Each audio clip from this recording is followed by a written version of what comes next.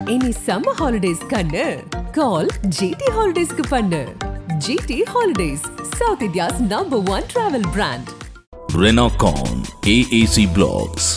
It saves 30% in steel, cement and labor cost. ஒவ்வொரு சதுர அடியிலும் சந்தோஷம்.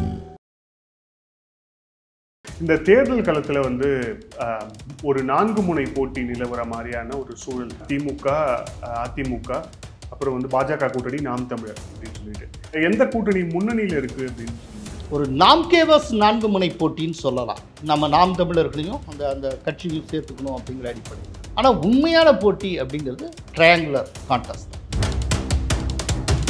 இன்னைக்கு தேதிக்கு ஒரு 2 வருஷ காலமாக பிஜேபி ஒரு குறிப்பிடத்தக்க இம்பேக்டை உருவாக்கியிருக்கு, ஒரு பர்செப்ஷன் கேமை உருவாக்கியிருக்கு. அந்த பர்செப்ஷன் கேமுங்கிறது ஒரு டிஎம்கே வர்சஸ் பிஜேபி அப்படிங்கிறதாக உருவாக்கியிருக்கு. நீங்கள் சொன்னீங்க இந்த டிஎம்கே வேட்பாளர் செந்தில் பாலாஜி ஆசி பெற்றவர் அப்படின்னு. அந்த கணபதி ராஜ்குமார் செந்தில் பாலாஜியோட ஆசையை பெறுவதற்கு முன்பாக வேலுமணியோட ஆசையை பெற்றவர். அது தெரியுமா? 2021 வரைக்கும் அவர் எஸ்பி வேலுமணியோடைய க்ளோஸ் சர்க்கிளில் இருந்தவர். ஆராசாவுக்கு வாய்ப்பு இருக்காது, ஆராசா பின்தங்கி கொண்டு இருக்கிறார் அப்படின்னு சொல்கிறார். கிட்டத்தட்ட அந்த கட்சியுடைய ஸ்டார் வேட்பாளர் அவர் தான். ஜெயலலிதாவே பர்கூரில் தோற்றுருக்காங்க. ஸ்டாலின் தோற்றது இல்லையா? 1000 விளக்கில் கேஏ கேட்ட தோற்றுருக்காரு. அப்புறம் ஆராசா தோற்கவே கூடாதா? திமுக கூட்டணியுடைய வெற்றி வாய்ப்பு மிகவும் எளிது, தோக்கிறதுக்கெல்லாம் எந்த வாய்ப்புமே இல்லை அப்படின்னு ஒரு சிலர்லாம் கருத்து சொல்றாங்க அப்படிங்கிறத பார்ப்போம். உண்மையிலேயே அதுதான் இருக்கிற களநிலைப்படி டிஎம்கே பெருவாரியாக ஜெயிக்கிறதுக்கு வாய்ப்பு இருக்கு. திமுகவுக்கு எதிராக அதிக அளவில் அதிருப்தி இருந்தாலும் அதை அறுவடை செய்யக்கூடிய இடத்துல எதிர்க்கட்சிகள் இல்லை, பிளவுண்டு நிற்கின்றன. முக்கிய செய்திகள், தேர்தல் அப்டேட்ஸை தெரிந்து கொள்ள ஆதன் செயலியை டவுன்லோட் பண்ணுங்க. Link is on description. Aadhan Tamil நேயர்களுக்கு அன்பு வணக்கம். இன்றைய சிறப்பு நேர்காணலில் நம்முடன் இணைந்திருக்கிறார் மூத்த பத்திரிகையாளர் கோலாகல ஸ்ரீனிவாஸ் அவர்கள். வணக்கம் சார். வணக்கம். இந்த தேர்தல் களத்தில் ஒரு 4 முனை போட்டி நிலவர மாதிரியான ஒரு சூழல் இருக்கு. இதில் மிக குறிப்பாக சொல்லணும் அப்படின்னா திமுக, அதிமுக, அப்புறம் பாஜக கூட்டணி, நாம் தமிழர் அப்படின்னு சொல்லிட்டு இந்த வேட்புமனு தாக்கல் முடிந்து விட்டது. ஆனாலும் இந்த எலெக்ஷன் இந்த கேம்பெயின் ஸ்டார்ட் பண்ணிட்டாங்க. ஆஸ் ஆஃப் நவ் இதுக்கப்புறம் தான் கடுமையான பிரச்சாரம் இருக்கும். ஆனால் இப்போ வரைக்கும் பிரச்சாரம் செய்ததில், பொதுக்கூட்டம் நடத்தியதில், களத்தில் எந்த கூட்டணி முன்னணியில் இருக்குது அப்படின்னு சொல்லுவீங்க? இல்லை, ஆக்சுவலாக உண்மை என்னென்னா 3 பேரும் ஈக்குவலாகவே நல்லா பண்ணிகிட்ருக்காங்க. டிஎம்கே ரொம்ப தீவிரமாக பிரச்சாரம் பண்ணிகிட்ருக்காங்க. கிட்டத்தட்ட ஒரு மாதத்துக்கு முன்பு வரை ரொம்ப அமைதியாக ப்ரெசன்ஸே இல்லாமல் இருந்த ஏடிஎம்கே இப்போ எல்லா இடத்துலையுமே அவங்களுடைய ப்ரெசன்ஸை பார்க்க முடிகிறது. அவங்க ரொம்ப தீவிரமாக வேலை பார்க்குறாங்க. எனக்கு ஒரு சில மாதங்களுக்கு முன்பு இந்த தொகுதியில் ஏடிஎம்கேக்கு சான்ஸே இல்லை, அது 3வது இடமோ 4வது இடமோ அப்படின்னு சொன்ன சில கருத்து கணிப்பு நிபுணர்கள் இன்றைக்கி அதே தொகுதியில் ஏடிஎம்கே ரொம்ப காம்படிட்டிவாக இருக்கிறதா, முந்திக்கிட்டு இருக்கிறதா, இப்படியெல்லாம் சொல்கிறாங்க. ஸோ அவங்களும் தீவிரமாக இருக்காங்க. கடந்த 2.5 ஆண்டு காலமாகவே பிஜேபி ரொம்ப தீவிரமாகவே களமாடி வருகிறது. ஆக 3 பேர் பண்ணிக்கிட்டு இருக்காங்க. இப்போ ஒரு நாம் கேவஸ் 4 முனை போட்டின்னு சொல்லலாம். அதில் நம்ம நாம் தமிழர்களையும் அந்த கட்சியும் சேர்த்துக்கணும் அப்படிங்கிற அடிப்படையில். ஆனால் உண்மையான போட்டி அப்படிங்கிறது ட்ரையாங்குலர் கான்டெஸ்ட் தான், மும்முனை போட்டியாகத்தான் இருக்குது. ஸோ இப்போ வரைக்கும் யாருடைய ப்ரெசன்ஸ் ஜாஸ்தியாக இருக்குது? அந்த ஏற்கனவே தலைவர் எல்லாமே அவங்களுடைய அந்த பிரச்சாரத்தை தொடங்கி அவங்க ஒரு பக்கமாக கொண்டு போயிட்டுருக்காங்க. இப்போ எப்படின்னா திமுகவை பொறுத்தவரை பாஜகவை கடுமையாக அட்டாக் பண்ணுவது அப்படிங்கிற அவங்களுடைய பாலிசி ஒன்று, அதுபடி அவங்க போயிட்டுருக்குறாங்க. அதிமுக பொறுத்தவரை இப்போ தான் ரொம்ப தீவிரம் எடுத்து இந்த சாதி விஷயம் எல்லாத்தையும் எடுத்து பேசி அவங்க பொதுச் செயலாளர் கொண்டு போகிறாரு. பாஜக கூட்டணி வழக்கம் போல் அவங்க இங்கே இருக்கக்கூடிய ஸ்டேட்டில் இருக்க ஆன்டி இன்கம்பன்சியை ஃபோக்கஸ் பண்ணியும் ப்ளஸ் சென்ட்ரலில் மீண்டும் மோடி அப்படின்னு அவங்க ஃபோக்கஸ் பண்ணி கொண்டு போகிறாங்க. இந்த 3 பிரச்சாரங்களில் எது ஓரளவுக்கு இந்த ஃபர்ஸ்ட் ஃபேஸில் ஓரளவுக்கு எடுபட்டுருக்கு அப்படின்னு நீங்கள் சொல்லுங்கள்? இல்லைங்க, இப்போ நம்ம இதில் இப்போ வர்ற 19ஆம் தேதியில் எலெக்ஷன் நடக்க போகுது, ரைட்டா? நான் உங்கள்கிட்ட சொல்கிறேன், 2 வருஷ காலமாகவே பிஜேபி ரொம்ப தீவிரமாக பேசி வந்திருக்கிறது. அப்புறம் திரும்ப திரும்ப திரும்ப திரும்ப மோடி வந்திருக்கிறார். மோடியும் நிறைய சொல்லியிருக்கிறார், நிறைய பேசியிருக்கிறார். அப்புறம் தமிழ் குறித்தும் தமிழர்கள் குறித்தும் தமிழகம் குறித்தும் மோடி நிறைய பேசியிருக்கிறார். ரைட்டா? அதனால் ஒரு தீவிரமான ஒரு இம்பேக்டை பிஜேபி க்ரியேட் பண்ணியிருக்கு. இப்போ என்ன அப்படின்னா, இதில் ஒரு விஷயம் நீங்கள் திரும்ப திரும்ப கேட்குறீங்க, என்ன இம்பேக்ட் அப்படின்னு. நான் இம்பேக்டை தாண்டி இந்த இம்பேக்டில் எந்த அளவுக்கு வெற்றியில் போய் முடியுங்கிறது தான் பார்க்கணுன்னு ஆசைப்பட்றேன். ஏன்னா நான் ஒரு 30 வருஷ காலமாக அந்த தேர்தலை க்ளோஸாக வாட்ச் பண்ணிக்கிட்டே வந்தவன். பல நேரங்களில் ரொம்ப இம்பேக்ட் இருக்கும், ரிசல்ட்டில் வந்து இன்னொரு விதமாக இருக்கும். எது எப்படின்னு சொல்ல முடியாது. கடைசி நிமிடத்தில் எது எதை தீர்மானிச்சது, நம்ம என்னவோ பெருசாக நினச்சிட்டு இருந்தோம், ஏன் இப்படி ஆச்சு அப்படின்னு எலெக்ஷனுக்கு பின்னால் ரிவ்யூ பண்ண வேண்டிய கட்டாயம்லாம் பல நேரத்தில் வந்திருக்கு. ரைட்டா? ஸோ இப்போ இந்த சூழ்நிலையில் பார்த்தீங்கன்னா இன்றைக்கி தேதிக்கு ஒரு 2 வருஷ காலமாக பிஜேபி ஒரு குறிப்பிடத்தக்க இம்பேக்டை உருவாக்கியிருக்கு, ஒரு பர்செப்ஷன் கேமை உருவாக்கியிருக்கு. அந்த பர்செப்ஷன் கேமுங்கிறது ஒரு டிஎம்கே வர்சஸ் பிஜேபி அப்படிங்கிறதாக உருவாக்கியிருக்கு. இதை வந்து சக்ஸஸ்ஃபுல்லாக அவங்க உருவாக்கியிருக்காங்க. அதாவது டிஎம்கே வந்து அவங்களுடைய ஐடி விங்கு ஒரு ஃபேக்ட்ரி ரன் பண்ணுற மாதிரி பண்ணிக்கிட்டு இருக்காங்க, ரொம்ப ஹியூஜாக. அதோட கம்பீட் பண்ணக்கூடிய அளவுக்கு சோஷியல் மீடியாவில் பிஜேபி களமாடி இருக்குது. இதெல்லாம் உண்மை, இதில் வந்து எந்த சந்தேகமும் கிடையாது. பட்டு இந்த அளவுக்கு களமாடினது இந்த இந்த இந்த இந்த இம்பேக்டு எந்த அளவுக்கு வெற்றிக்கு நெருக்கமாக பிஜேபி கொண்டு போய் சேர்த்துருக்குங்கிறது ரிசல்ட் வந்தால் தான் தெரியும். அதை வச்சு நிறைய மதிப்பீடுகளை உருவாக்க முடியும். அதை வச்சு நாம் போடக்கூடிய கால்குலேஷன்ஸு, கணக்கு வழக்குகள் இருக்குல்ல, அதையெல்லாம் 2026 சட்டப்பேரவை தேர்தலுக்கு பயன்படும். இந்த பெர்செப்ஷன் வார் பற்றி சொல்லும்போது சொன்னீங்க, பெர்செப்ஷன் வார் வந்து இந்த ஊடகங்கள், சமூக ஊடகங்கள், அதுக்கப்புறம் இந்த வேட்பாளர் அறிவிக்கப்பட்டது, இது எல்லாத்துலேயுமே இருந்துச்சு. ஆனால் இந்த பெர்செப்ஷன் வார் அப்படிங்கிறது களத்தில் வந்து அது வாக்குகளாக கன்வெர்ட் ஆகிற இடத்துல அது ஆகுமாங்கிற ஒரு கேள்வி இருக்குல்ல. குறிப்பாக ஒரு குக்கிராமத்தில் இருக்கிற ஏதோ குடும்பத்தில் அவங்களுக்கு இந்த பெர்செப்ஷன் வார் பற்றிலாம் அவங்களுக்கு தெரியுமா? இல்லை, இது எல்லாமே கரெக்டு. இதுக்கு முன்னால் அதுலேயே பின்தங்கி பிஜேபி இருந்ததே சார். இன்றைக்கி பிஜேபியோடைய சின்னம் தமிழ்நாட்டினுடைய மூலை முழுக்க போய் சேர்த்துருக்கு. இன்றைக்கி தமிழ்நாட்டில் உதயசூரியன் ரெட்டையிலையும் தெரிஞ்ச அளவுக்கு தாமரை என்கிற சின்னம் தெரியும். இப்போ நான் வந்திருக்கிற தென் தமிழகத்திலாம் போய் பார்த்தீங்கன்னா மாம்பழம் சின்னம் யாரோடதுன்னு கேட்டால் யாருக்கும் தெரியாது. பாட்டாளி மக்கள் கட்சியுடைய கொடி எப்படி இருக்குன்னு யாருக்கும் தெரியாது. தமிழ்நாட்டிலே இருக்கிற ஒரு கட்சி தான்.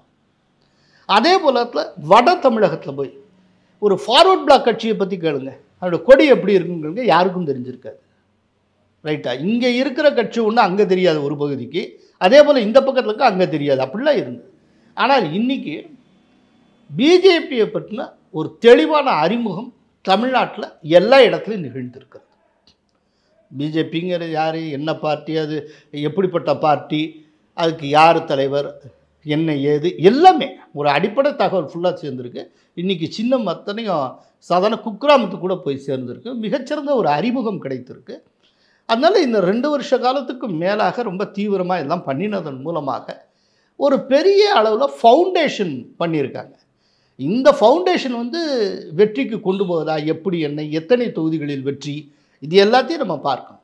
இந்த ஃபவுண்டேஷன் போட்டிருக்காங்க அப்படிங்க. ஆனால் அதில் ஒரு விமர்சனமும் கூடியே இருக்குது. குறிப்பாக இப்போ அதிமுக மேலேயும் இருக்குது, பாஜக மேலேயும் இருக்குது. அதிமுகவுடைய வேட்பாளர் பட்டியல் வந்து ஏதோ ஒரு கவுன்சிலர் எலெக்ஷன் வேட்பாளர் பட்டியல் மாதிரி இருக்குது. யாருமே தெரியல. கிட்டத்தட்ட 32 வேட்பாளர்கிட்ட வந்து அவங்க வந்து புதுமுகங்களாக போட்டிருக்கிறாங்கன்னு அது ஒரு விமர்சனமாக வைக்கிறாங்க. பாஜக பக்கம் எப்படின்னா, அவங்க வேட்பாளர்கள் இறங்கி வேலை செய்த தொகுதிகளில் அவங்களுக்கான வாய்ப்பு வந்து கிடைக்கல. அந்த மாதிரி நிறைய வேட்பாளர்கள் இருக்கிறாங்க. இப்போ ஃபார் எக்ஸாம்பிள் ராமஸ்ரீனிவாசன் ஒர்க் பண்ணது விருதுநகர், கிடைத்தது மதுரை. அஸ்வத்தாமன் ஒர்க் பண்ணது கடலூர், கள்ளக்குறிச்சி, ஆனால் வந்து கிடைத்தது வந்து திருவண்ணாமலை. அந்த மாதிரி வந்து இப்போது அனந்தநையாசாமி தென்காசியில் ஒர்க் பண்ணார், ஆனால் அப்போ ஜாயின் பண்ணி கிடைச்சது. இந்த மாதிரி அவங்க ஒர்க் பண்ண இடம் வேறு, ஆனால் ஒதுக்கப்பட்ட தொகுதி வேறு. இது ஒரு பிரச்சனையாக மாறும் அப்படிங்கிறாங்களே. அதாவது நீங்கள் சொன்னது உண்மை. இப்போது ஏடிஎம்கே பட்டியலை பார்க்குறப்ப எனக்கு அந்த மாதிரி தான் தோணுச்சு. என்னென்னா, இப்போ என்டையர் அதிமுக பட்டியலில் டாக்டர் ஜெயவர்தன் தவிர, அவர் தென் சென்னையில் போட்டியிட ஜெயக்குமார் சன், அவர் ஒத்தரை தவிர்த்து மற்றவங்க யாரும் இதுக்கு முன்னால் மக்களவைத் தேர்தலில் போட்டியிடாதவர். எல்லாமே புதுசு. இந்த புதுசுங்கிறதுல வந்து நீங்கள் இன்டர்பிரேட் பண்ணுற மாதிரி ஒரு வார்டு வேட்பாளர்கள் மாதிரி அப்படிங்கிற இன்டர்பிரிட்டேஷன் இருக்குது. இன்னொன்று அதில் அட்வான்டேஜ் உண்டு. இப்போது ஏற்கனவே ரொம்ப ஒரு பழகின முகம், ஒரு பெரிய ஆள் யாராவதுனா எப்படி அவருக்கு கொடுக்கலாம், நானும் தானே கிளைம் பண்ணேன் அப்படின்னு சொல்லி இன்னத்தை போட்டியிடலாம். இன்னொன்று, அந்தந்த ஒரு பெரிய வேட்பாளருக்கு எதிரான ஒரு ஆன்டி இன்கம் வந்து அந்த கட்சிக்குள்ளேயே இருக்கலாம். இப்போது பாருங்கள், இந்த புதுசாக போட்டிடுறாங்களே, இப்போ இவங்களை பற்றி உங்களால் ஒரு ஒப்பீனியனே உருவாக்கிக்க முடியாது. அப்படிங்கிறப்போ இந்த வேட்பாளர்கள் எந்த ஒப்பீனியும் உருவாக்க முடியலைன்னா எதை சார்ந்து அவங்க களமாட முடியும்னு நினைக்கிறீங்க? இரட்டை இலை அதிமுக. அதை தாண்டி அவங்களோட பர்சனல் ஈக்குவேஷன் ஒன்று இருக்குல்ல, அது எதுவுமே இருக்காது. அது பல நேரங்களில் கை கொடுக்கவும் செய்யலாம். அது என்ன ஸ்ட்ராட்டஜி என்னங்கிற ரிசல்ட் வரப்போ பார்க்கணும். ஆனால் அது ரொம்ப முக்கியமான அப்சர்வேஷன். இதில் அதே தான் பாஜக வேட்பாளர்கள் அவங்க வந்து ஒர்க் பண்ண இடம் வேற, ஆனால் அவங்களுக்கு ஒதுக்கப்பட்ட இடம் வேற. அப்படிங்கிற போது அவங்களுக்கான அந்த களத்தில் வந்து போய் நிற்கும் போது அவங்களுக்கான நிச்சயமாக ஒரு வேரியேஷன் இருக்குங்க. இப்போ வந்து 2 வருஷ காலத்தான் ப்ரொஃபஸர் சீனிவாசன் விருதுநகரை தொடர்ந்து போயிட்டு அதனுடைய இன்சார்ஜாக இருந்து ரொம்ப தீவிரமாக ஒர்க் பண்ணியிருக்கிறார், இல்லைன்னு சொல்லவே முடியாது. இப்போ ரீசெண்டாக தமிழில் ஒரு தொலைக்காட்சி டபுள் டிஜிட்டில் பிஜேபி வாங்கக்கூடிய தொகுதிகள் எது அப்படின்னு பட்டியல் போடுறப்போ அதில் விருதுநகரும் வந்தது. 14% ஓட்ஸ் கிடைக்கும் அப்படின்னு சொல்லி அந்த அளவுக்கு அதை வந்து உருவாக்கி வச்சுருக்காங்க. அதுக்கு முன்னால் விருதுநகர் தொகுதியில் அந்த அளவு பேர் பிஜேபியோட பேர் எடுபட்டதே கிடையாது, அந்த அளவுக்கு கொண்டு வந்திருக்காங்க. இப்போ ராமசீனிவாசனுக்கு கொடுக்கல, கடைசியில் திடுதுப்புன்னு ராதிகாவுக்கு கொடுக்குறாங்க. இப்போ கடைசியில் அதுக்கப்புறம் திருச்சின்னு சொன்னாங்க, கடைசியில் திருச்சி வந்து அமமுக கொடுத்துட்டாங்க. இப்போ மதுரைன்னு சொல்லியிருக்காங்க. இப்போ அவர் என்ன நினச்சி தொடர்ந்து விருதுநகரில் ஒர்க் பண்ணியிருப்பார்னு நினைக்கிறீங்க? எப்படி எதிர்காலத்தில் விருதுநகர் தொகுதி நம்ம கொடுப்பாங்க அப்படின்னு ரொம்ப கான்சன்ட்ரேட் பண்ணியிருப்பார். இப்போ என்ன அப்படின்னா மதுரையில் இப்போ 0லேருந்து அவர் ஆரம்பித்து ஒர்க் பண்ணணும். அவர் இருக்கிற இடம் மதுரை தான், பட் தேர்தல் கண்ணோட்டத்தில் அவர் மதுரையில் இது வரைக்கும் தீவிரமாக பணியாற்றி இருக்க மாட்டார். இப்போ இந்த 1 மாதத்துக்குள்ளே அவரை பெருசாக பணியாற்றணும், அப்போது அது ஒரு பெரிய சேலஞ்சு தானே. அதை காட்டிலும் இப்போ விருதுநகராக இருந்தால் ரொம்ப சுலபமாக இருந்திருக்கும். அவர் ஏற்கனவே ஒரு பழைய நம்பகம். இதே போல் தான் நீங்கள் அஸ்வத்தாமன் விஷயத்தில் சொல்கிறீங்க, அதெல்லாம் உண்மைதான். ஆனால் அதே நேரத்தில் ஒரு கோயலிஷன் வர்றப்போ, ஒரு கூட்டணின்னு வர்றப்போ இந்த விதமான ஒரு அட்ஜஸ்ட்மெண்ட்ஸை தவிர்க்க முடியாது. இப்போ அதிமுகவே ஒன்று சொல்கிறேன், திருவள்ளூர் அதிமுக ஸ்ட்ராங்காக இருக்கிற இடம். இப்போ கூட ஒரு சில கருத்து கணிப்பு நிபுணர்கள்லாம் என்கிட்ட இப்போவுமே திருவள்ளூரில் ஏடிஎம்கே நல்லா ஸ்ட்ராங்காக இருக்குது அப்படிலாம் சொன்னவங்க உண்டு என்கிட்ட. ஆனால் அந்த திருவள்ளூரை தேமுதிகவுக்கு அவங்க விட்டு கொடுத்துருக்காங்க. பிரேமலதா திருவள்ளூர் தான் எனக்கு வேணும் அப்படின்னு கேட்டு அடம் பிடிச்சிருக்காங்க. அவங்க என்ன சொல்லியிருக்காங்க, நீங்கள் கொடுத்துருக்கல பாதி தொகுதி ரொம்ப ரொம்ப கடினமான தொகுதி, அது உங்களுக்கே தெரிஞ்சு தான் எங்கள் தலையில் கட்டி விட்டுருக்கீங்க, அப்படின்னா ஒரு தொகுதியாக எனக்கு ஸ்கோர் பண்ணுற மாதிரி ஒரு தொகுதி தாங்க, எங்களுக்கு திருவள்ளூர் வேணும் அப்படின்னு சொல்லி. ஏற்கனவே அவர் கேப்டன் விஜயகாந்த் இருந்த காலத்திலேயே தென் தமிழகத்தை காட்டிலும் வட தமிழகத்தில் அவர் செல்வாக்கூட இருந்தார். அவர் வெற்றி பெற்றதும் கூட வட தமிழகத்தில் தான். அப்படிங்கிறப்போ திருவள்ளூர் எங்களுக்கு வேணும்னு சொல்லி அவங்க கேட்டு வாங்கியிருக்காங்க. அப்போ ஏடிஎம்கேக்கு ஓரளவுக்கு நல்ல ஒரு பிரகாசமாக இருக்கக்கூடிய ஒரு தொகுதியை ஏடிஎம்கே கூட்டணிக்கு விட்டு கொடுக்க வேண்டியதாக இருக்குது. இந்த மாதிரியான சில கூட்டணி நிர்பந்தங்கள்லாம் இருக்குது. இப்போ ராதிகா சரத்குமார் அவங்களோட வந்து மொத்தமாக அந்த கட்சியவே இணைக்கிறாங்க. அப்போ அவங்க அந்த தொகுதியை கேட்குறாங்க. அப்புறம் விருதுநகர் சார்ந்து ஒரு கால்குலேஷனுக்கு அந்த கட்சி தலைமை வருகிறது. என்னென்னா ராதிகா வந்து தெலுங்கு பேசுகிற கம்யூனிட்டி, நாய்க்கர் கம்யூனிட்டியை சேர்ந்தவங்க, சரத்குமார் வந்து நாடார் கம்யூனிட்டி. இப்போ விருதுநகர் தொகுதியில் விருதுநகர் சிட்டி ஃபுல்லாக நாடார்ஸு, சுற்றி இருக்கிறவங்க எல்லாமே தெலுங்கு பேசுகிறவங்க. ஸோ இந்த ரெண்டினுடைய ரெப்ரசன்டேஷனாக இந்த தம்பதிகள் இருக்கிறதுனால ராதிகாவுக்கு இந்த தொகுதியை கொடுத்தோம்னா அநேகமாக ஜெயிக்கிறதுக்கு வாய்ப்பு அப்படின்னு சொல்லி அவங்க கொடுக்குறாங்க. என்ன செய்ய முடியும், கூட்டணின்னு வர்றப்போ இப்படித்தான் சில நேரத்தில் ஆகும். டிஎம்கே எடுத்துக்கோங்க, டிஎம்கேல திருச்சியில் திருநாவுக்கரசர் கொடுக்கலையே, அந்த இடத்துல திருச்சியில் ஒரு சில தொகுதிகள் மாறிடுச்சு. அதில் காங்கிரஸில் ரொம்ப முக்கியமான தலைவர் திருநாவுக்கரசர், அவருக்கு இல்லாமல் போயிருக்கே. என்னென்னா இந்த கூட்டணி கணக்கு வழக்கு தான் நிறைய. கோவையில் இப்போது அண்ணாமலை போட்டியிருந்தார். திமுக தரப்பிலிருந்து ஒரு வேட்பாளர், அவர் வந்து செந்தில் பாலாஜி ஆசி பெற்றவர் அப்படின்னு சொல்லப்படுது. இன்னொரு பக்கம் அதிமுகவில் ஒரு வேட்பாளர், அதிமுகவுடைய ஸ்ட்ராங் ஹோல்டு, அவங்களுடைய கிட்டத்தட்ட அவங்களுடைய கோட்டைன்னு சொல்லப்படக்கூடிய கொங்கு மண்டலத்தில் அண்ணாமலை போட்டியிருந்தார். அதிமுக வேட்பாளரும் அவருக்கு சமமான ஒரு கல்வி தகுதி உள்ள ஒரு பேக்ரவுண்ட் உள்ள ஒரு வேட்பாளர் தான் அவங்களும் நிறுத்தி இருக்கிறாங்க.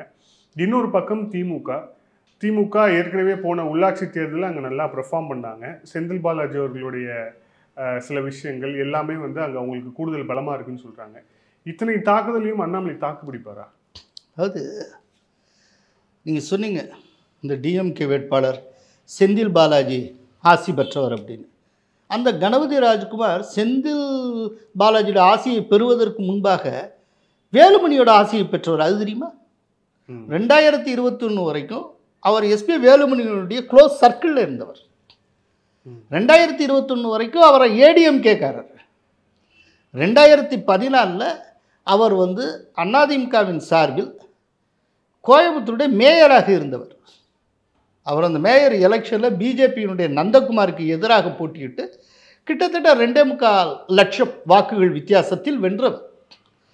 அதனால் தொடர்ந்து அவர் ஏடிஎம்கேக்காரர். 3 வருஷத்துக்கு முன்னால் தான் அவர் கட்சியை மாறினார். 21 தான் மாறினார். அதனால் எஸ்பி வேலுமணிக்கு ரொம்ப க்ளோஸு, ரொம்ப நெருக்கமான ஒரு இதில் இருந்தவர் தான். ரைட்டா? இதில் பல பேரை அனௌன்ஸ் பண்ணிட்டே இருந்தாங்க டிஎம்கே சைடில் ஒவ்வொரு தொகுதிக்கும். ஆனால் கோயம்புத்தூர் சைடில் யாரை சூஸ் பண்ணுறதுங்கிறதுல ஒரு பெரிய குழப்பம் இருந்தது. அதில் வந்து இந்த கார்த்திகேய சிவசேனாபதி ஜல்லிக்கட்டு டயத்தில் ரொம்ப அறிமுகமானவர். அவரைத்தான் முதல்ல சொல்லிகிட்டு இருந்தாங்க. கடைசியில் வந்து இவரை கொண்டு வந்து போட்டிருக்காங்க. அப்போது இந்த டிஎம்கேவுடைய கேண்டிடேட் செலெக்ஷன் இருக்குல்ல, இந்த செலெக்ஷனே பல ஐயங்களை உருவாக்குகிறது. அண்ணாமலை சொல்கிறார்ல, என்னை வீழ்த்துவதற்காக இந்த தொகுதியில் ஏடிஎம்கே டிஎம்கே சிண்டிகேட் பண்ணுறாங்க, ஒரு ரகசிய கூட்டு வைத்திருக்கிறார்கள்னு.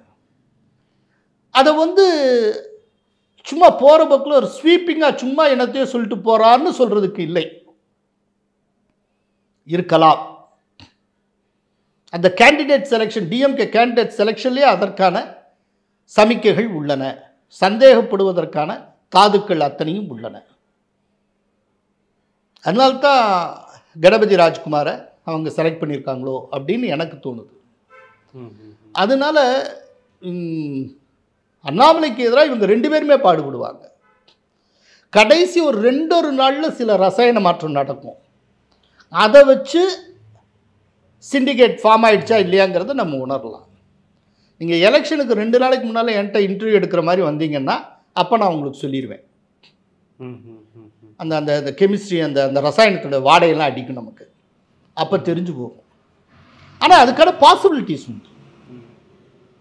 இல்லை, அப்படி 2 பேரும் சேர்ந்து வீழ்த்தக்கூடிய அளவுக்கு அண்ணாமலை ஏன் அண்ணாமலை வீழ்த்தணும்? இல்லை, அண்ணாமலை வந்து 2 விஷயம்.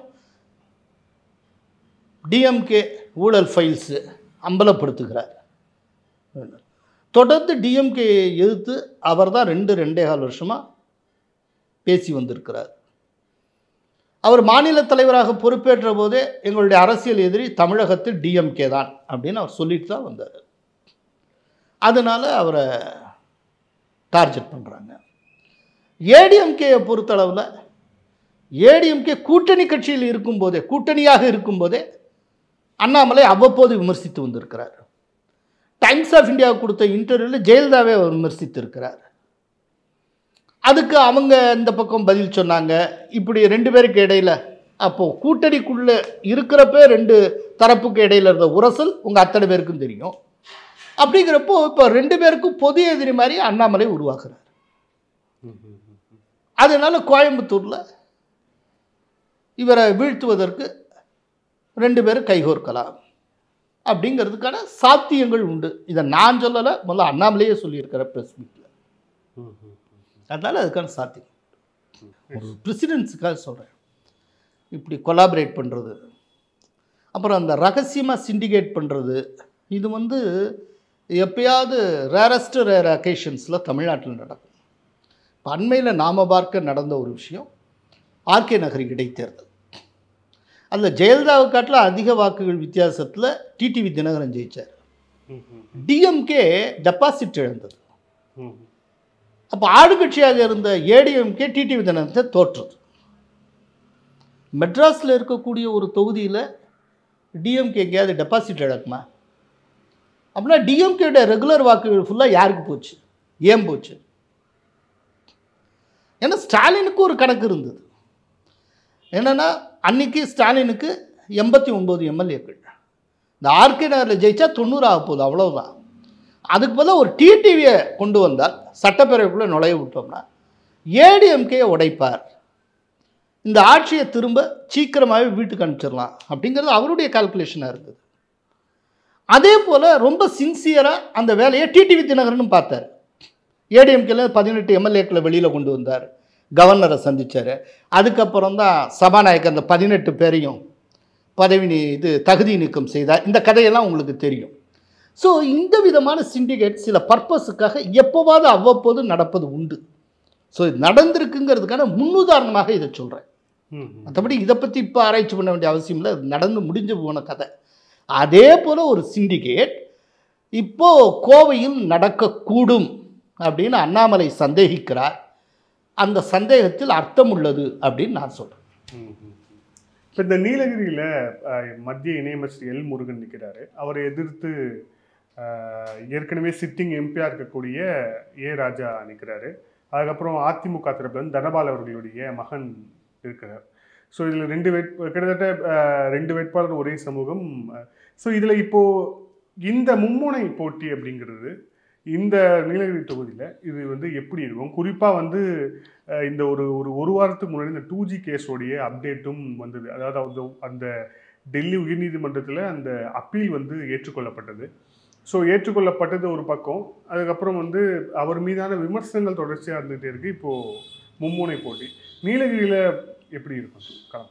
அதாவது நீலகிரிங்கிறத பார்க்குறப்போ முதல்ல இந்த 2G ஸ்பெக்ட்ரம் வழியாக பார்க்காதீங்க. 2G ஸ்பெக்ட்ரம் இதுலேருந்து தீர்ப்பே வந்தால் கூட நீலகிரி தொகுதிக்குள்ளே அது ஒரு பெரிய இம்பேக்டாக உருவெடுக்குமா? இப்போ அதனால ராசாவுக்கு மிக பெரும் பாதிப்பு ஏற்படுமா அப்படின்னு கேட்டால் அது ஒன்றும் பெருசாக இருக்காதுன்னு நான் சொல்லுவேன். இந்த அதனாலாம் ஒன்றும் பெருசாக இருக்காது. ஆனால் இப்போ நடந்து கொண்டு இருக்கிற எலெக்ஷனியரிங் நீலகிரியில் அதை பற்றி வரக்கூடிய தகவல் என்ன அப்படின்னா, இன்றைக்கி தனபாலுடைய சன் லோகேஷுக்கும் எல் முருகனுக்குமான போட்டியாக அது போய்கொண்டு இருக்கிறது அப்படிங்கிறாங்க. இன்றைக்கி அங்கே நீலகிரியை பொறுத்தளவில் அதிமுக அந்த முதல் 2க்குள்ளே ஒரு இடமாக கொண்டு இருக்கிறது. லோகேஷுக்கும் எல் முருகனுக்கும் இடையில் தான் ஒரு கடுமையான ஒரு போட்டி நிலவுகிறது அப்படின்னு நான் கேள்விப்படுறேன். அதனால் ராசா தொடர்பாக அந்த 2G ஸ்பெக்ட்ரம் இல்லை தீர்ப்பு வந்தாலும் சரி வராட்டாலும் சரி அவர் மேலே பரவலான ஒரு அதிருப்தி இருக்குது. அப்புறம் அவர் பல நேரங்களில் பேசியிருக்கிற பேச்சு அது இதெல்லாம் சார்ந்து இன்னொன்று அந்த தொகுதிக்கு பெருசாக அவர் ஒன்றும் செஞ்சிடல அப்படிங்கிறது.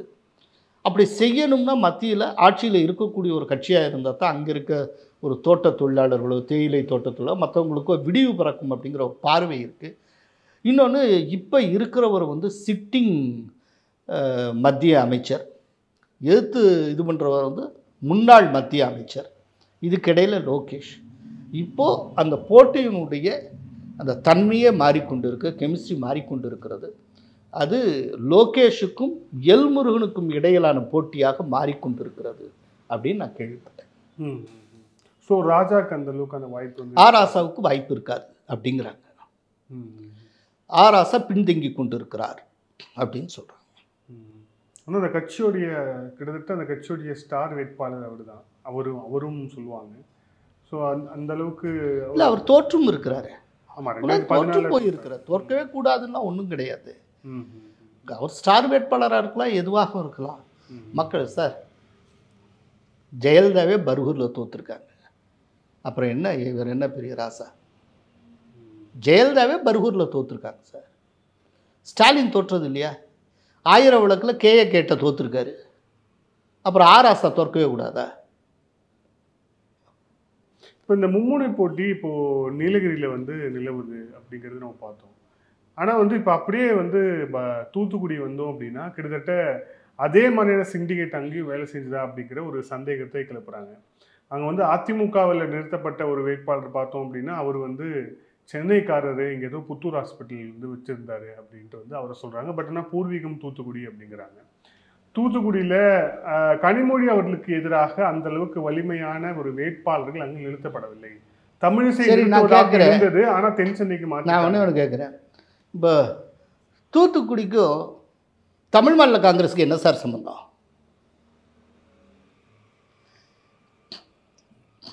தூத்துக்குடி வந்து தமிழ் மாநில காங்கிரஸ் கொடுத்துருக்காங்க. இல்லை, அவங்க தமிழ் மாநிலம் வச்சுருக்காங்க, அந்த மாநிலத்தில் தூத்துக்குடி ஒரு மாவட்டம். இது நல்லா இருக்கு. தமிழ் மாநில காங்கிரஸுக்கு தூத்துக்குடிக்கு என்ன சொல்கிறது? அதாவது ஒன்று, தூத்துக்குடியில் சிண்டிகேட்னு ஒன்று தேவை கிடையாது. நீங்கள் சொல்கிற அந்த தியரியில் எனக்கு நம்பிக்கை கிடையாது. தூத்துக்குடி யாருன்னா சிண்டிகேட் பண்ண தேவையில்லை. தூத்துக்குடி வந்து ஆல்ரெடி டேக்கன் ஃபார் கிராண்டட். திட்டவட்டமாக கனிமொழி ஓவர்வெல்மிங்காக ஜெயிப்பாங்க. ஏன்னா அந்த சமுதாய மக்கள் அத்தனை பேர் அங்கே இருக்கக்கூடிய நாடார் கம்யூனிட்டி கம்ப்ளீட்டாக கனிமொழிக்கு பின்னால் இருக்காங்க. அந்த தொகுதியில் வந்து இன்றைக்கி தேதிக்கு வேறு யாரும் பெனிட்ரேட்டே பண்ண முடியாது. அதில் சிண்டிகேட்லாம் பண்ணி கனிமொழியை காப்பாற்றணும் அப்படிங்கிற எந்த அவசியமும் இல்லை. நீங்கள் ரொம்ப ரொம்ப வலிமையான மிக மிக தகுதி படைத்த வேட்பாளர்களை போட்டால் கூட கனிமொழியினுடைய வெற்றியை தடுப்பது மிக கடினம். ரொம்ப ஓப்பனாகவே சொல்கிறேன். ஏன்னா தூத்துக்குடிங்கிறது அவங்களுடைய ரொம்ப ஸ்ட்ராங் ஹோல்டில் ஒன்று.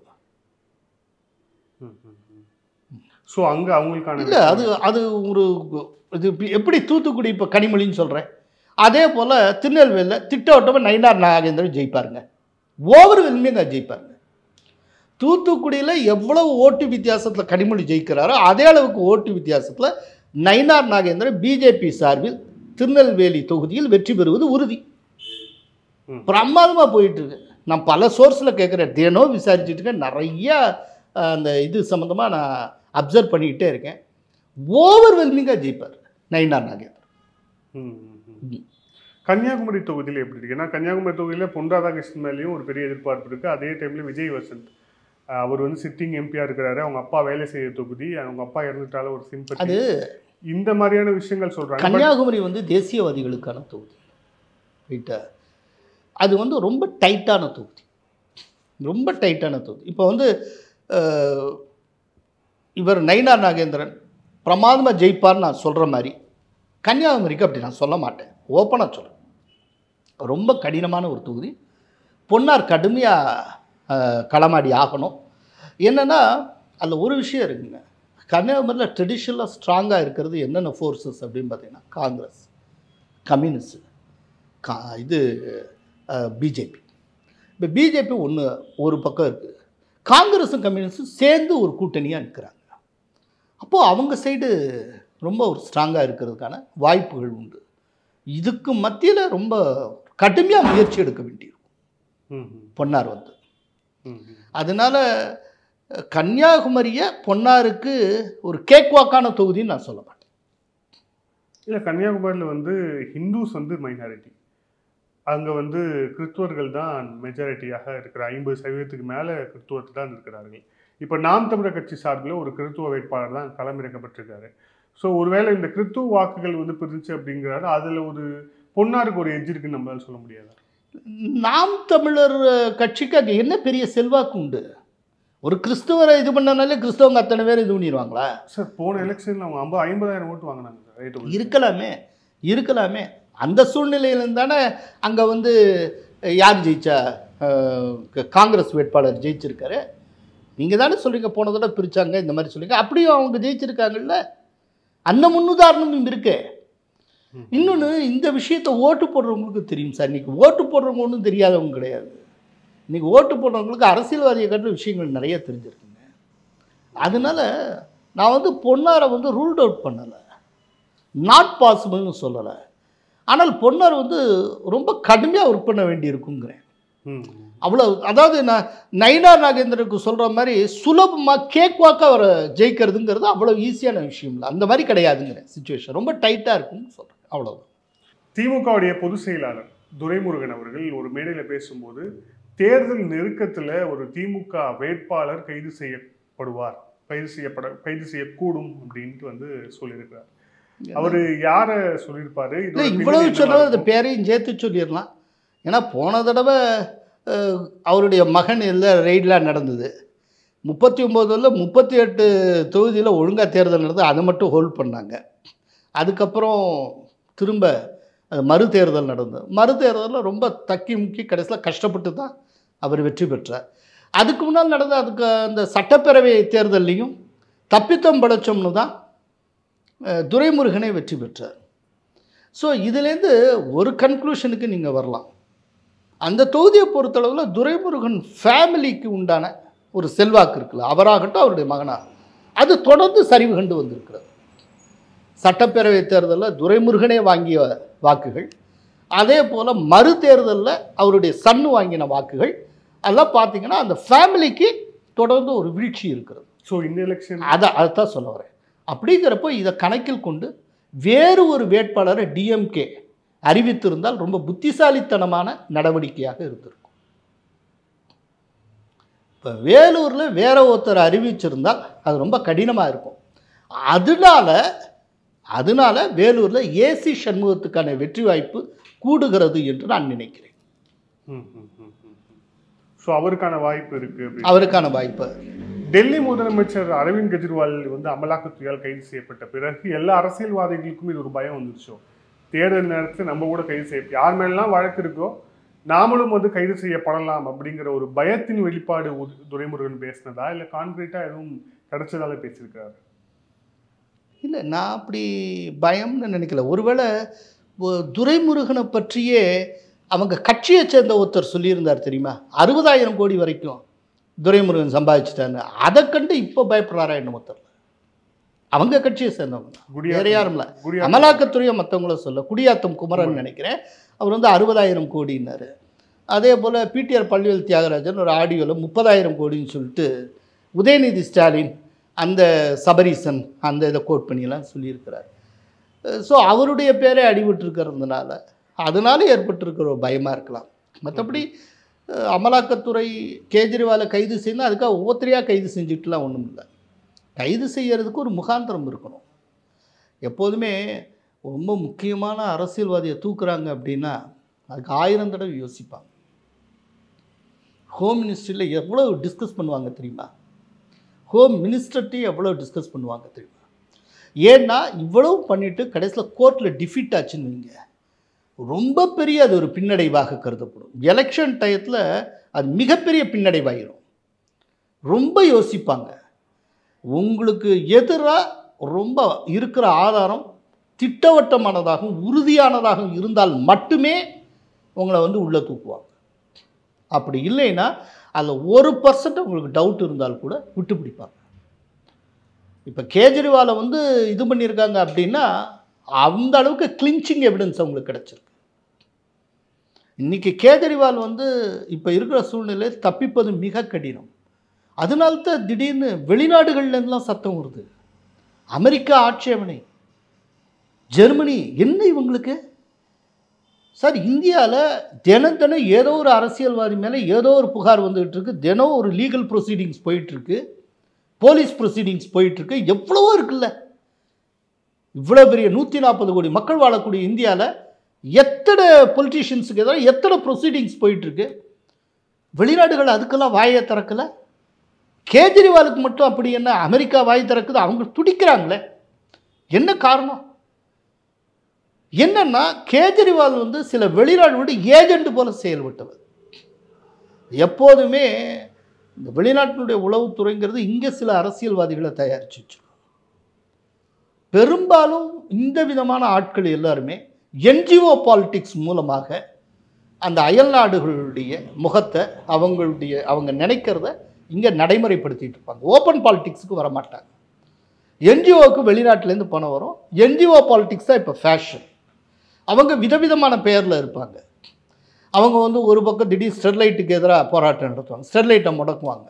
முடக்கின அடுத்த நாள்லேருந்து பார்த்தீங்கன்னா இந்த சவுத் ஏஷியா முழுக்க இருக்கக்கூடிய தாமிரத்துக்கான ஆர்டர் வந்து சைனாவுக்கு போகும். அதுக்கு முன்பு வரை ஏஷியாவில் இருந்த மொத்த தாமிரத்துக்கான தேவையை 60% இந்த வேதாந்தா குழுமம் பூர்த்தி செய்து கொண்டு வந்தது. இப்படி ஒவ்வொன்று தேவைகளை இது பண்ணிகிட்டே வருவாங்க. உங்களுக்கு அரசியலுக்கு வர்றதுக்கு முன்னால் அரவிந்த் கெஜ்ரிவால் என்ஜிஓ நடத்திக்கிட்டு இருந்தவர், மறந்துடக்கூடாது. இந்தியா எகென்ஸ்ட் கரப்ஷன் அப்படிங்கிற என்ஜிஓ நடத்தி கொண்டு இருந்தார். அந்த என்ஜிஓ மூலம்தான் அப்புறம் டைரக்ட் பாலிடிக்ஸுக்கு வர்றாரு. என்ஜிஓ காலத்திலேருந்தே நன்கொடை பெறுவது உட்பட பல்வேறு விஷயங்களுக்காக வெளிநாட்டில் இருக்கக்கூடிய இந்தியாவின் எதிரிகளோடு அவருக்கு தொடர்பு இருந்தது, குறிப்பாக காலிஸ்தான் பிரிவினைவாதிகளோடு. இப்போ காலிஸ்தான் பிரிவினைவாதியான பன்னூன் அவர் வந்து வீடியோ வெளியிட்டு இருக்கிறார். எங்கள் 2014 அன்றைக்கி வந்து அவர் சீஃப் மினிஸ்டராக இல்லை, ஏன்னா அவர் ரிசைன் பண்ணியிருந்தார் அந்த டயத்தில். யார்? கேஜ்ரிவால். அப்போ நியூயார்க் வந்திருந்தார். நியூயார்க்கில் எங்கள் காலிஸ்தான் தலைவர்கள் எல்லாரும் உட்காந்து அவரோட பேசினோம். அப்போது எங்களுக்கு அவர் வந்து ஒரு ப்ராமிஸ் பண்ணார். சிறையில் அடைக்கப்பட்டு இருக்கக்கூடிய முக்கியமான காலிஸ்தான் தலைவரை நான் ஆட்சிக்கு வந்த 5 மணி நேரத்தில் விடுவிக்கிறேன் அப்படின்னாரு.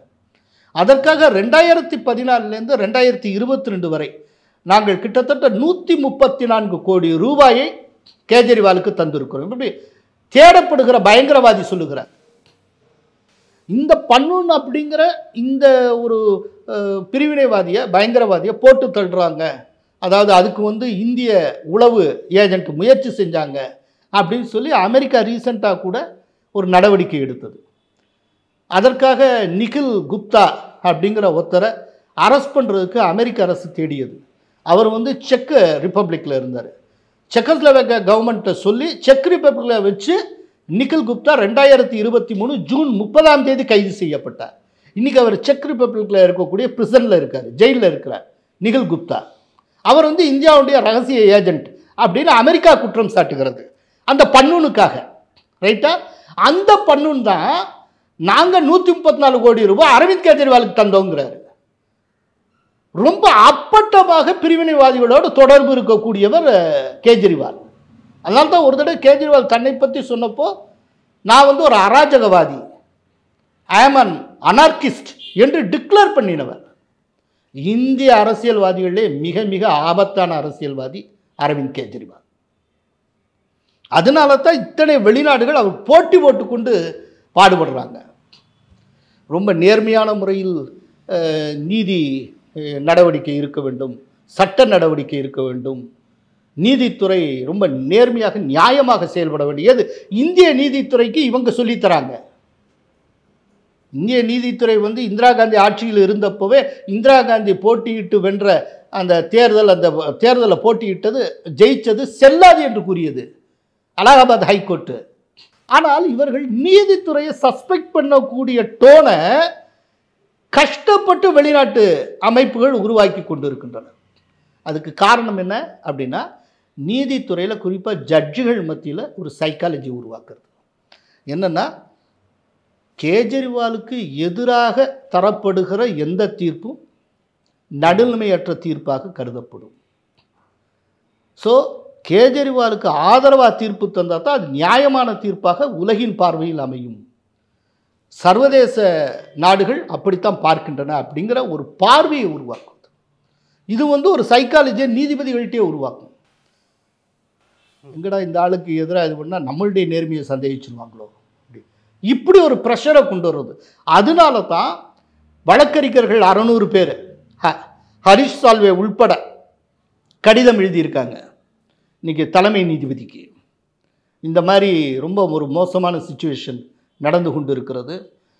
சமூக ஊடகங்கள் மூலமாக நீதித்துறைக்கு, நீதிபதிகளுக்கு ப்ரெஷர் கொடுக்கக்கூடிய வேலையை இங்கே இருக்க ஒரு சில சக்திகள் செய்து கொண்டு இருக்கின்றன. இவர்கள் வந்து இந்த விதமாக குற்றம் சாட்டப்பட்ட அரசியல்வாதிகளுக்கு ஆதரவாக இந்த சக்திகள் பகலிலே நீதிமன்றத்தில் வாதாடுகின்றன, இரவிலே நீதிபதிகளிடம் ரகசியமாக பேச முயற்சி செய்கின்றன அப்படின்னு அவங்க சொல்லியிருக்காங்க.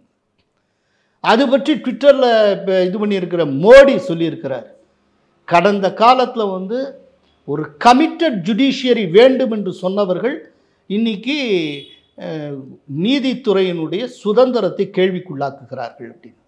இந்த கமிட்டட் ஜுடிஷியரி அப்படிங்கிறது ஒரு முக்கியமான பதங்க. இது நம்ம நேயர்களுக்கு புரியணுங்கிறதுக்காக சொல்கிறேன். கமிட்டட் ஜுடிஷியரி அப்படிங்கிறத தமிழில் கடமைப்பட்ட நீதித்துறை அப்படின்னு சொல்லலாம். இது வந்து 1973 அன்றைக்கு இந்திரா காந்திக்கு ரொம்ப நெருக்கமாக இருந்த மோகன் குமாரமங்கலம் யூஸ் பண்ண வார்த்தை. ஒரு கடமைப்பட்ட நீதித்துறையாக இருக்கும். யாருக்கு கடமைப்பட்டது? அன்னைக்கு தேதியில் இந்திரா காந்திக்கு கடமைப்பட்டதாக இந்த நீதிமன்றம் இருக்கணும். உங்களுக்கு இண்டிபெண்டன்ஸ் இருக்குங்கிறதுக்காக நீங்கள் ஒரு கமிட்மெண்ட்டே இல்லாமல் தீர்ப்பு வழங்கிடக்கூடாது. ஆக்சுவலி நீதித்துறைக்கு கமிட்மெண்ட்டே இருக்கக்கூடாது. ஏதோ ஒன்று கமிட் ஆயிடுச்சுன்னா அது சார்பாயிரும், பயஸ்டாக போயிடும். ஸோ ஒன்று நான் கமிட்டலாக இருக்கணும், இல்லாட்டி அன்கமிட்டடாக இருக்கணும். ஆனால் காங்கிரஸ் விரும்பியது கமிட்டட் ஜுடிஷியரி. இது மோகன் குமாரமங்கலம் 73ல சொன்ன வார்த்தை. அதை மோடி நினைவுபடுத்தியிருப்பார். கடந்த காலத்தில் நீங்கள் எப்படி பேசிக்கிட்டு இருந்தீங்கன்னு இன்றைக்கி ப்ரெஷர் கொடுக்கறதுக்கு முயற்சி பண்ணுறீங்களா அப்படின்னு. இது எல்லாம் கேஜரிவால் இந்த கேஸ் வந்ததுக்கு பிறகு வந்தது. இப்போ இதை வச்சு ஒரு பெரிய விவாதமே இப்போ ஜுடிஷியல் லெவல்லே போயிட்டுருக்கு. ஸோ இப்போ மீண்டும் அந்த தமிழக எலெக்ஷனுக்கு வந்தோம் அப்படின்னா, தமிழக காங்கிரஸில் வேட்பாளர்கள், குறிப்பாக மயிலாடுதுறை வேட்பாளர் வந்து வேட்புமனு தாக்கலுக்கு நைட்டு தான் வந்து அந்த வேட்பாளரே வந்து அறிவிக்கப்படுறார். நிறைய தொகுதிகளில் வந்து இப்போ சிவகங்கையில் வந்து அவங்களுக்கு கடுமையான எதிர்ப்பு அப்படின்னு சொல்கிறாங்க. குறிப்பாக வந்து கரூரில் வந்து ஜோதிமணி அவர்கள் மன்னிப்பு கேட்டால் தான் நாங்கள் பிரச்சாரத்துக்கு போவோம் திமுகவினர் சொல்கிறதா சொல்லப்படுது. இந்த மாதிரியான சிக்கல்களை இந்த தேர்தலில் காங்கிரஸ் வந்து சந்திச்சதுலேருந்து மேலே வருமா? இந்த தேர்தலில் காங்கிரஸ் இது விதமான சிக்கலை தொடர்ந்து சந்திச்சுட்டு தாங்க இருக்கு. ஒவ்வொரு தடையும் ஏதோ ஒரு விதத்தில் சிக்கல் இருக்கும். இதுக்கு முன்னால் உள்ளாட்சி தேர்தல் நடந்தப்போ கேஎஸ் அழகிரி அழலையா ஓ அப்படின்னு அழுதாரு, ஞாபகத்தில் இருக்கா? யோசிச்சு பாருங்க, ஒவ்வொரு காலகட்டத்தில் ஏதோ ஒன்று நடக்கும் காங்கிரஸ் தொடர்பாக. இது வந்து எனக்கு ஒரு ஆச்சரியத்தில் உருவாக்கலை. கடைசியில் எனக்கு என்ன ஆச்சரியம்னா, மயிலாடுதுறைக்கு தேர்தல் முடியறதுக்கு முன்னாலே ஒரு வேட்பாளரை கண்டுபிடிச்சிட்டாங்க பாருங்கள். அது உண்மையிலேயே பெரிய விஷயம். காங்கிரஸை பாராட்டியே தீரணும்.